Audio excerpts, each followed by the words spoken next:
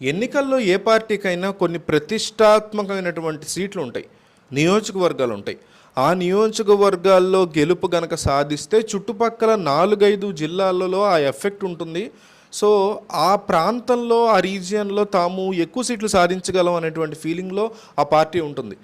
అటువంటి ఒక ఒక సీటే Visakha MP seat. Visakha MP సీట్లో గెలుపు సాధించగలిగితే ఉత్తరాంధ్ర మొత్తం ఆ వేవ్ కంటిన్యూ అవుతుందని ప్రతి పార్టీ ఫీల్ అవుతూ ఉంటుంది. అందుకే ఆ ప్లేస్కి, ఆ పర్టికులర్ ఎంపీ సీట్కి, విశాఖ ఎంపీ సీట్ కోసం కరెక్ట్ నాయకుడిని దించాలి అనే ఫీలింగ్లో స్ట్రాంగ్గా ఉంటాయి ప్రతి పార్టీ యొక్క అధినేత మైండ్ సెట్స్, అధిష్టానాలు.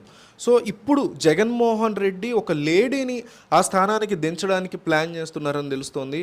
అయితే ఆమె ఎవరు అనేదానికంటే ముందు ఒకసారి మనం బొత్స సత్యనారాయణ యొక్క రాజకీయ ప్లానింగ్ ఎట్లా ఉంది 2024 అనేది చూద్దాం. కొత్తగా ఆంధ్రప్రదేశ్ రాజకీయాల్లో ఒక వార్త హల్చల్ చేస్తుంది. అదేంటంటే బొత్స సత్యనారాయణ ఈసారి అసెంబ్లీ నుంచి కాదు, పార్లమెంట్ నుంచి ఎన్నికల బరిలో దిగబోతున్నారు అనే మాట ఎక్కువగా వినిపిస్తోంది. జగన్మోహన్ రెడ్డి వేస్తున్న సామాజిక సమీకరణలు, సర్వే రిజల్ట్స్ ఇవన్నీ కలగలిపి ఒక పెద్ద బ్లూ ప్రింట్ రెడీ చేసుకుని దాని ప్రకారమే ఆయన మార్పులు చేర్పులు చేసుకుంటున్నాడు. సో దీన్ని బేస్ చేసుకుని బొత్స సత్యనారాయణని పార్లమెంట్ స్థానంలో ఒక చోట పెట్టాలి అని జగన్ ఇప్పటికే గట్టిగా ఫిక్స్ అయినట్టు తెలుస్తోంది. ఈ నేపథ్యంలో ప్రాంతీయ సమన్వయకర్తగా ఉత్తరాంధ్ర జిల్లాల మీద బొత్స దృష్టి సారించాల్సి ఉంది. ఈ క్రమంలో ఆయన తన నియోజకవర్గం అయిన చీపురుపల్లి మీద పెద్దగా దృష్టి పెట్టడం, లేకపోతే పెద్దగా రాజకీయం అక్కడ చేసుకోవడం కుదిరే పని కాదు. ఈ పరిణామాల నేపథ్యంలో బొత్స సత్యనారాయణని విజయనగరం ప్రాంతం నుంచి ఎంపీగా పోటీ చేయించాలనే ప్లాన్లో జగన్ ఉన్నారు. ఆ బ్లూ ప్రింట్లో అదే రాసింది ఆప్షన్స్లో.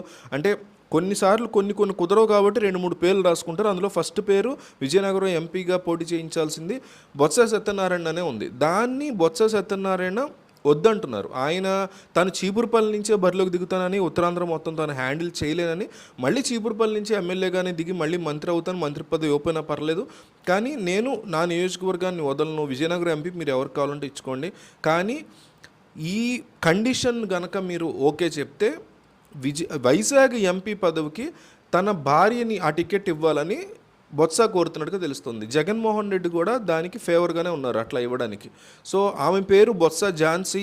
ఆమెకు కూడా ఒక మంచి పొలిటికల్ ట్రాక్ రికార్డే ఉంది. విజయనగరం జిల్లా చైర్పర్సన్గా ఆమె 2001 నుంచి 2006 వరకు పనిచేశారు. 2004లో బొబ్బిలి నుంచి కాంగ్రెస్ ఎంపీ అభ్యర్థిగా పోటీ చేసి ఓడిపోయారు.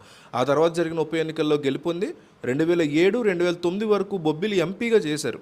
2009లో విజయనగరం ఎంపీగా కాంగ్రెస్ పార్టీ తరఫున విజయం సాధించారు. 2014లో కాంగ్రెస్ నుంచి పోటీ చేసి ఓడిపోయారు.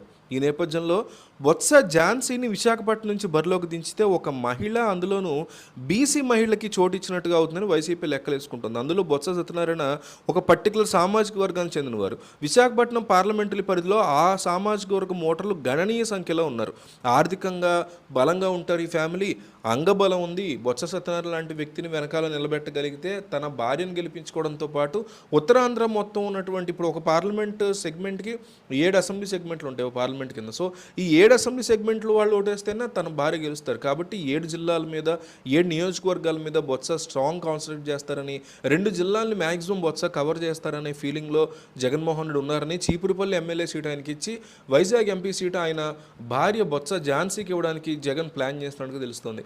ఈ ప్లాన్ సక్సెస్ అవుతుందా, ఫెయిల్ అవుతుందా, ఇందులో ఉన్నటువంటి లూప్ హోల్స్ ఏంటి, ఇంకేదైనా బెటర్ పొజిషన్ వేరే వాళ్ళు ఎవరైనా ఉన్నారా మీరు అనుకుంటున్నట్టుగా ఎంపీ సీట్ ఇవ్వడానికి, వైజాగ్ ఎంపీ సీట్ ఇవ్వడానికి అనేది మీరు కామెంట్లో చెప్పండి. ఎందుకంటే పొలిటికల్గా మీకున్న నాలెడ్జ్ చాలామందికి ఉండదు, నాకు కూడా ఉండకపోవచ్చు. కాబట్టి వీడియో చూసి వెళ్ళిపోకుండా డెఫినెట్లీ మీకున్నటువంటి పొలిటికల్ నాలెడ్జ్ని పారాగ్రాఫ్లో రాయండి. ఎంతోమంది ఈ వీడియో చూస్తూ ఉంటారు, వాళ్ళందరూ మీ కామెంట్ చదువుతారు, మీకున్న పొలిటికల్ నాలెడ్జ్ని మెచ్చుకుంటారు కూడా. కాబట్టి వీడియో చూసి వెళ్ళిపోకుండా కంపల్సరీ కామెంట్ చేయండి.